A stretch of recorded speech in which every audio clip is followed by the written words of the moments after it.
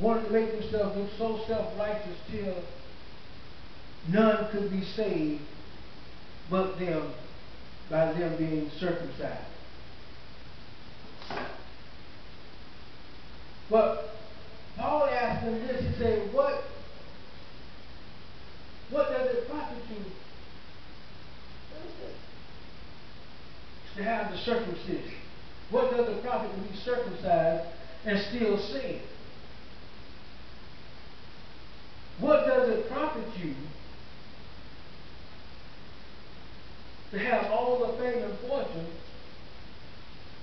and still sin? What does it profit you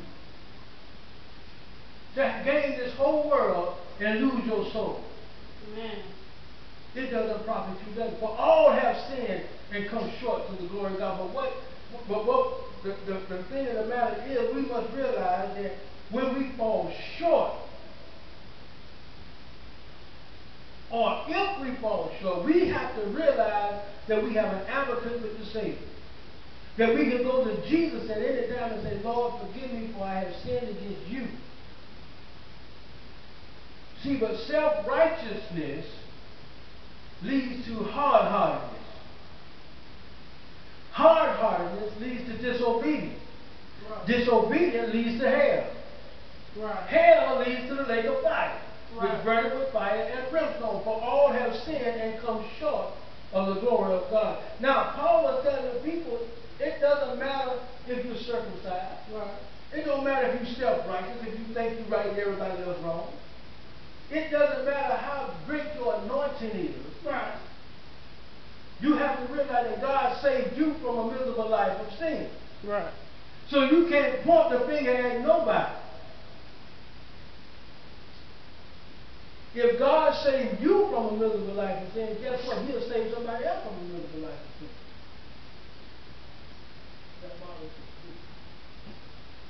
And people must realize that when God saved you from a miserable life of sin, there was a great change that took place. See, all our righteousness is as filthy rags in the eyesight of God. So our righteousness don't even match up to God's righteousness. Why? Because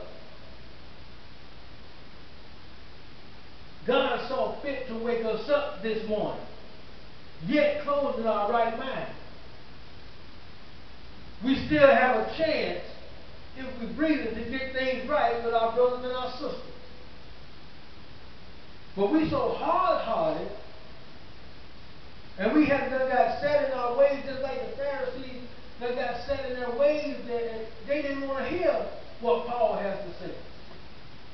Because they figure, it's a different gospel that he's coming with. He's coming with the same gospel.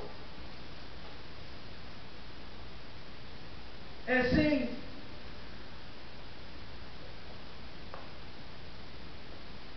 there is none righteous. No, not one. No, not one.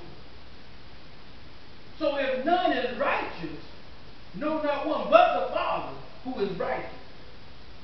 So that means everybody else that pretending to be righteous are just fake and phony.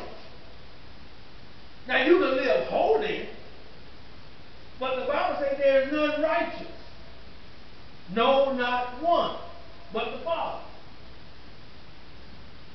So they go around pretending to be righteous, pretending to be all of that. They look down on you because they are at a stature now in Christ where God can use them anytime and anywhere He sees fit. That doesn't make you better than anybody else. Right. Because God can use a drug addict on the street just like He can use one of the saints shouting and bunting. Right. God can use a prostitute on the corner to preach His word. He don't need you. Right. He chose you, but He don't need you. Right. He chose you for a particular purpose. But you got to still realize in the back of your mind, for all have sinned and come short. So don't think that you so self-righteous that you got to look down on everybody else and just kick everybody else in the church. For all have sinned. See, this is where we get our self-righteousness from. blot out everybody else, and we think that we're the ones that we are the only ones that can hear from God. You're not the only one that can hear from God. There are other prophets and preachers that can hear from God. See, this message today is for fishermen. What you mean, preacher? It's for fishermen. It's for people that go looking for souls, searching for souls. Don't get beside yourself when you go fishing for souls. Don't think that you're so self-righteous that you can't fish in the muddy water. Because you got to remember, you came from the muddy water. Jesus. I began to sit there on the other night, and me and God had a conversation.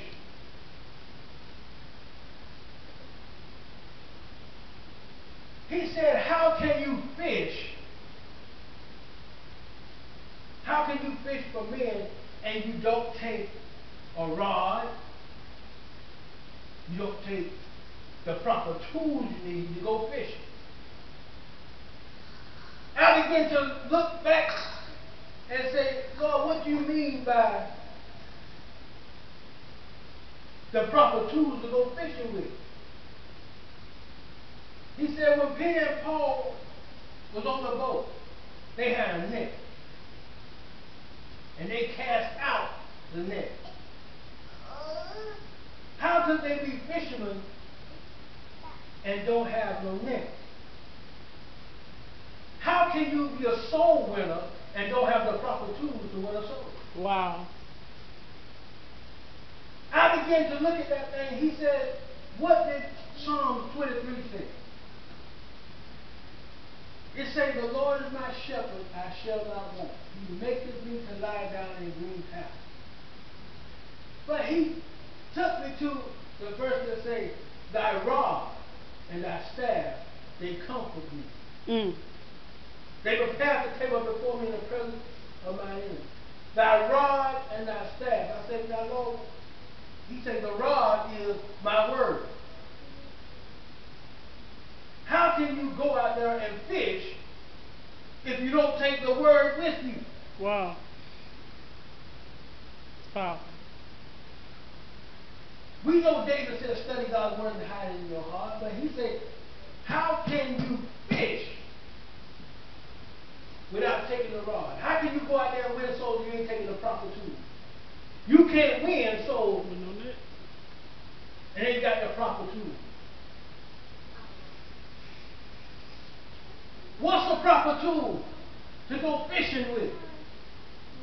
To go fishing to other people. Listen to this. Listen. And I want you to get this. Experience. Experience is one of the teachers, is a main tool you can use for soul winning. You take the word with you, you take experience with you.